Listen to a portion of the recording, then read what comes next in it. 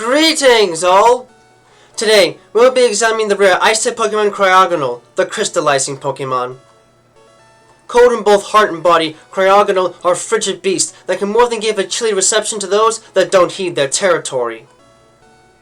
Cryogonal have bodies that are made from a series of massive icy crystals that form a multifaceted geometric form, with the hexagonal main unit and a series of 6 V-shaped crystal spires that sit on the outer center of each hexagonal body edge, the entire body itself having 6 layers of differently shaded ice that surround its central core. In addition, the interior of the creatures has a pair of glowing blue eyes that are slightly recessed into its body, as well as a mustache-like form that generates icy chains that are used for entangling and freezing others.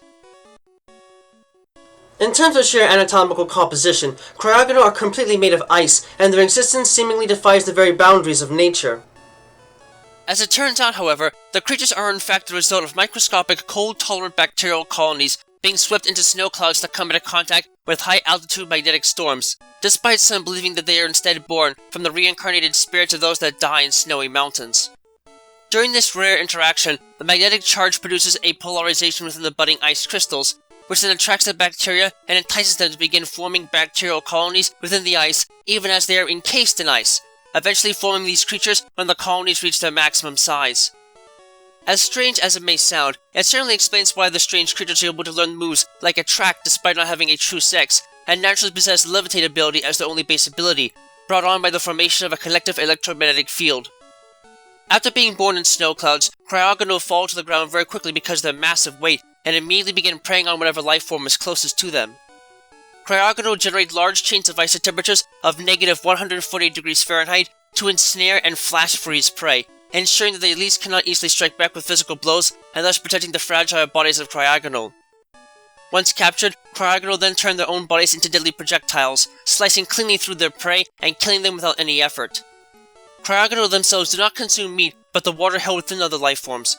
After killing their prey, Cryogonal take them to parts unknown and absorb the liquid from the dead carcass while instantly freezing it, replenishing their bodies and healing any major wounds. As a result of their incredibly unique composition, Cryogonal possess the ability to learn many attacks and techniques that are beyond what other Pokemon are capable of.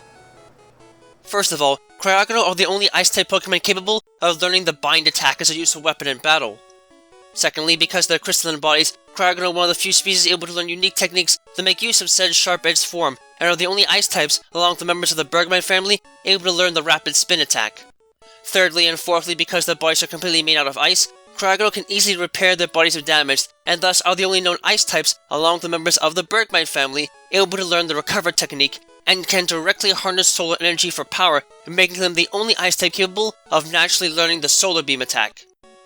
Fifthly, their unique ice-type powers allow them to learn the rare freeze-dry attack, a move learned only by them and a scant few others. Finally, by some sheer stroke of luck, the bodies of Cryogonal are designed to naturally reflect special attacks, thus making them all but impervious to such attacks. However, this all comes with one significant cost. Cryogonal cannot have the body temperatures raised above 32 degrees Fahrenheit. If this does happen, Cryogonal will literally turn to steam and begin to dissipate. If the temperature is sufficiently lowered before they can completely dissipate, however, Cryogonal will reform with no detectable damage. Not surprisingly, because of this, they are usually very rare to see in the summertime.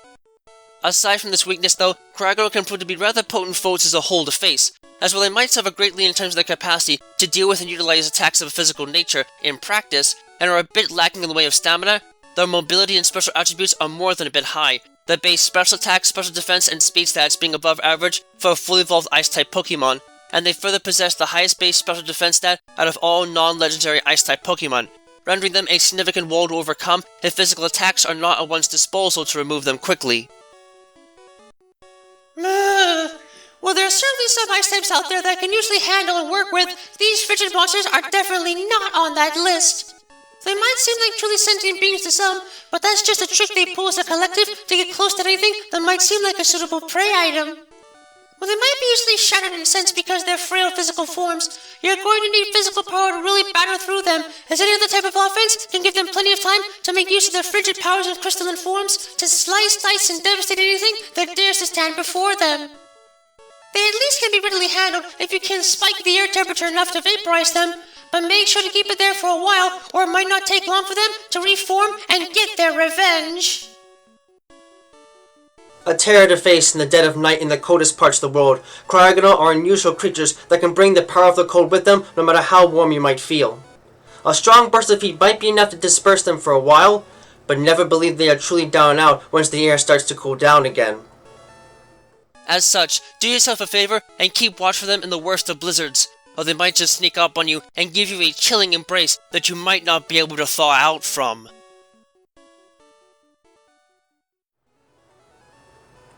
Thank you all for watching this video. It always brings me great joy to see others enjoying the work I do to try and make the world of Pokemon and the fascinating creatures that lay inside of it feel as real as they possibly can. If you really enjoy my work, please feel free to leave a comment and subscribe, as I always do my best to respond to any and all comments that are left on my videos. In addition, if you wish to learn more about my work and help support it, you can find links to my Patreon page, as well as email and other contact information to my work on DeviantArt in the video description down below. Furthermore, you can find a link to my Discord server there as well if you'd like to get a first glimpse at what videos are coming up next and converse with other fans of the world of Pokemon. Thank you for taking the time to watch this, and have a wonderful rest of your day.